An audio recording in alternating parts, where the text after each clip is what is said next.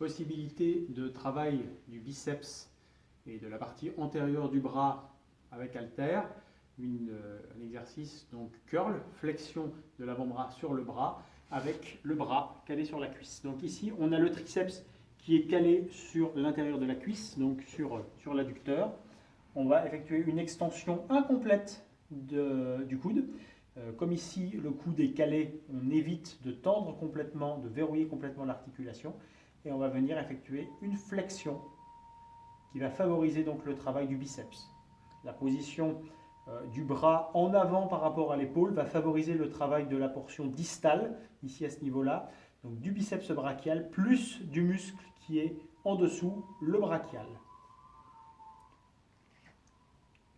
Pas de mouvement parasite au niveau du dos.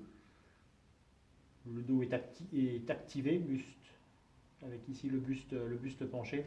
On contracte légèrement ses abdominaux et ses muscles du dos pour éviter tout risque de blessure. Une variante possible de cet exercice consiste à simuler un banc Larry Scott.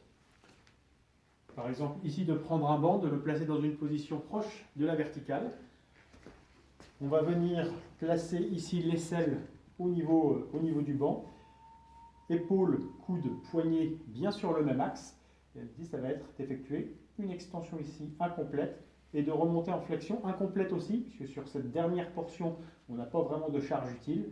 Donc un mouvement incomplet ici, extension incomplète, on remonte jusqu'ici. L'intérêt aussi de ce mouvement, en plus de travailler donc la portion distale du biceps et le brachial qui est en dessous, va être aussi de pouvoir, par exemple, à la fin de la série, de céder du bras libre pour compléter la série.